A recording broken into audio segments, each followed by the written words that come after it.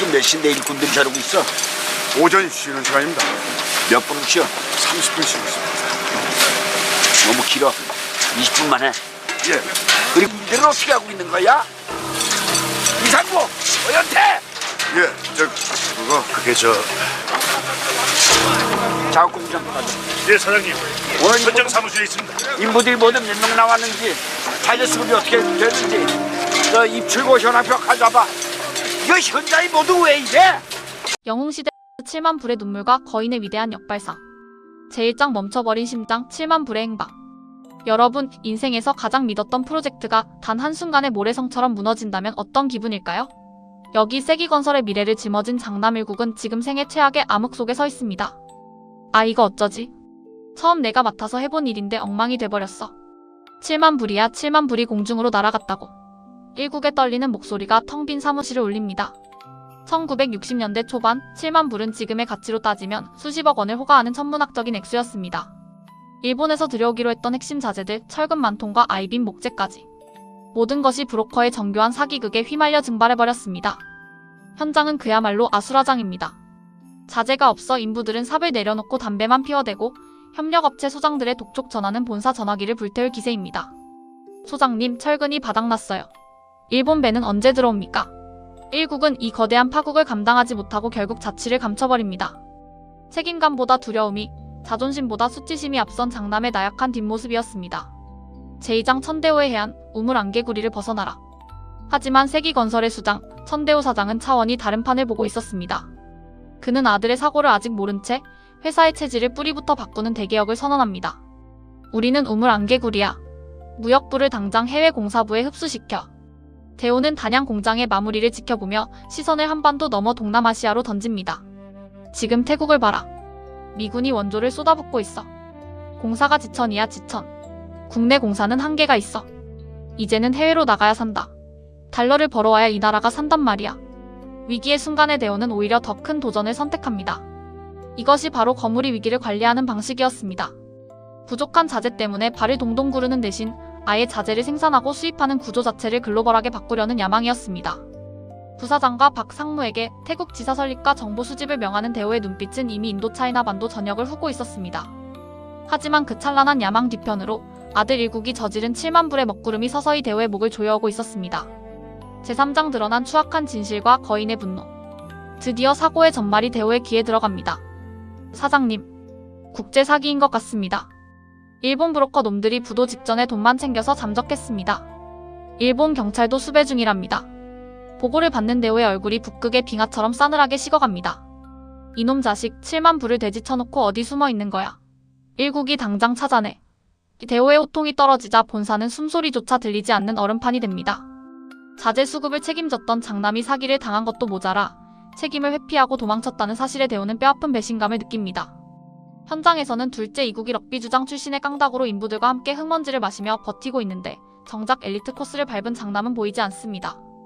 대호는 직접 현장을 돌며 인부가 반으로 줄어든 처참한 광경을 목격하고 무능한 간부들을 향해 불호령을 내립니다. 공사가 중단됐는데 사정 타령만 하고 있어? 당장 피를 짜내서라도 물건 구해와. 이 현장이 멈추면 내 심장도 멈추는 거야. 제4장 국대호의 야망, 언론이라는 새로운 무기. 세기건설이 자재 대란으로 흔들릴 때 또 다른 거인 국대호 사장은 새로운 권력의 지도를 설계하고 있었습니다. 그는 단순히 물건을 파는 기업가를 넘어 사회 여론과 정치를 움직이는 언론사 설립에 박차를 가합니다. 라디오와 텔레비전은 기반을 닦았다. 이제는 신문이다. 언론의 뿌리는 결국 신문이야. 활자가 남아야 역사가 남는 게야. 국대호는 정권의 향방을 예리하게 분석하며 자신의 기업을 지탱해줄 강력한 입과 눈을 만들려 합니다. 자유당 시절 장관을 지낸 강직한 인물을 영입하고 신문 발행 허가 절차를 서두릅니다. 격동의 시대, 대통령 선거를 앞둔 정치권의 혼란 속에서 국대호는 정치에 휘둘리지 않는 기업의 자생력을 언론에서 찾았습니다. 천대호가 건설로 땅을 개척해 국가의 혈관을 뚫었다면 국대호는 정보와 여론으로 국가의 뇌를 지배하려 했던 것이죠. 두 영웅의 서로 다른 스타일이 극명하게 갈리는 순간이었습니다. 제5장 형제의 재회와 매를 아끼지 않는 아버지. 행방불명됐던 1국을 찾아낸 것은 결국 동생 2국이었습니다. 서울 근교의 허름한 여인숙에서 술에 취해 쓰러져 있던 형을 2국은 억지로 끌어냅니다. 형님, 군대에서 빠따 맞을 때 제일 괴로운 게 뭔 줄 아세요? 맨 나중에 맞으려고 순서 기다릴 때예요. 그냥 먼저 맞고 터지는 게 속 편합니다. 아버지께 갑시다. 2국은 형을 설득해 대호 앞으로 데려갑니다. 1국은 무릎을 꿇고 눈물을 흘리며 고개를 들지 못합니다.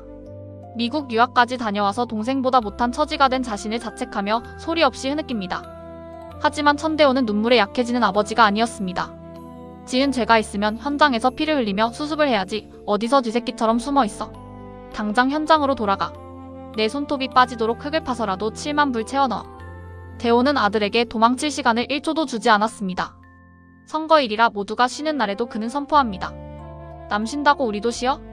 투표하고 전원 출근해. 우리가 쉬면 이 나라가 쉰다. 이 독한 근성이야말로 세기건설을 다시 일으키는 대한민국 경제의 유전자였습니다. 제육장 위기를 뚫고 솟구치는 거인의 결단.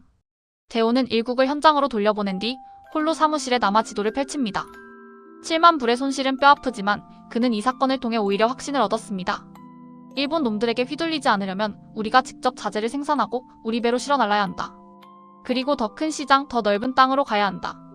그는 태국 건설 시장 진출을 위한 자금을 마련하기 위해 자신의 사재까지 털어넣기로 결심합니다.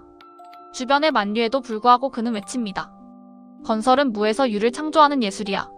돈이 없으면 몸으로 때우고 길이 없으면 길을 만들면 돼. 이 대호의 결연한 의지는 세기건설 사원들의 가슴에 다시 불을 지핍니다. 한편 국대호 사장의 신문사 설립 계획도 구체화됩니다. 그는 언론을 통해 기업의 사회적 책임을 강조하고 동시에 정부의 경제 정책에 대한 날카로운 비판과 대안을 제시하려 합니다. 기업이 살아야 나라가 산다. 하지만 눈먼 기업이 되어서는 안 된다. 우리가 그 눈이 되어야 해. 에필로그 영웅은 시련을 먹고 자란다.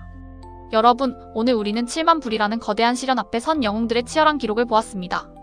장남 1국은 절망했고 도망쳤지만 천대호는 그 위기를 글로벌 세기건설로 도약하는 지렛대로 삼았습니다.